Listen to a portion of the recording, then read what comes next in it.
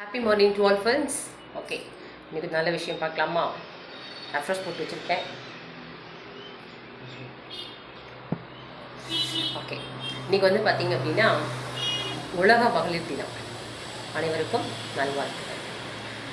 மகளிர் வந்து பார்த்திங்க அப்படின்னா எல்லா இடங்களிலுமே அவங்களுடைய பணியை வந்து சரியாக செஞ்சு தான் ஆகணும். ஏன்னா கடமையும் பொறுப்பும் இருக்குது எல்லா இடங்கள்லையும். அவங்களுக்கான விஷயம் முதல்லலாம் அந்த காலத்தில் வந்து பார்த்திங்கன்னா பெண்கள்லாம் வீட்டில் இருந்தாங்க. அப்போ ஆரோக்கியம் எல்லாத்துக்கும் வீட்டில் இருக்கு. இன்றைக்கி வந்து பார்த்திங்கன்னா 2 விதமான வருமானம் தேவைப்படுது.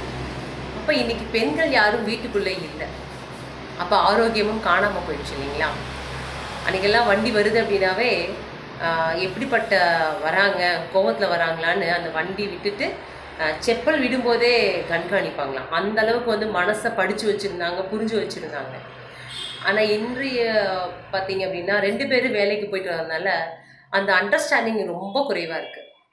ஆனால் ஒரு முக்கியமான விஷயம்னு கேட்டிங்கன்னா, ஒரு ஆணுடைய வளர்ச்சிக்கு பின்னாடி ஒரு பெண் இருக்காங்க. அதே மாதிரி ஒரு பெண்ணுடைய வளர்ச்சிக்கு பின்னாடியும் கண்டிப்பாக ஆண்கள் இருக்காங்க. அவங்க வீட்டுடைய ஆண்கள் தான்.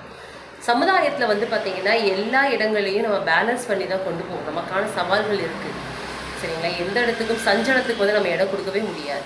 அப்போ ஆரோக்கியம் அப்படிங்கும்போது குடும்பத்தையும் பார்த்துக்கணும், நம்மளையும் பார்த்துக்கணும்.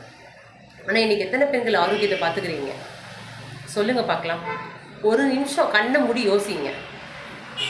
வேலைக்கு போகிறோம், வருமானம் வருது, ஆனால் நமக்கே தெரியாமல் 20 to 40% வந்து பார்த்திங்கன்னா நம்ம சம்பாதிக்கிற வருமானம் மெடிக்கலுக்கும் ஹாஸ்பிட்டலுக்கும் போகும். ஸோ எல்லாத்துக்கும் அவேர்னஸ் வேணும். அப்போது சம்பாதிச்ச பணத்தை கொண்டு போய் ஹாஸ்பிட்டலையும் மெடிக்கல்லையும் கொடுக்கறதுக்கு பதிலாக நல்ல சத்தான உணவுக்காக நம்ம உடம்பு கொடுக்கலாம் இல்லையா? ஏன் யோசிக்கக்கூடாது? So welcome. ஆரோக்கியமாக இருக்கணும் அப்படின்னா நம்ம உடம்பு தான் பிரதானம்.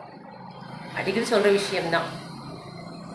அப்போ ஹாஸ்பிட்டல் மெடிக்கலில் ஒரு பிரச்சனைக்காக போடக்கூடிய மருந்து மாத்திரையும் இன்னொரு நோயை கொண்டு வந்து விடுது இல்லையா? Side effects. அதையும் மாற்ற முடியாது. அப்போ நம்ம உடம்பை நம்ம தான் பாதுகாக்கணும்.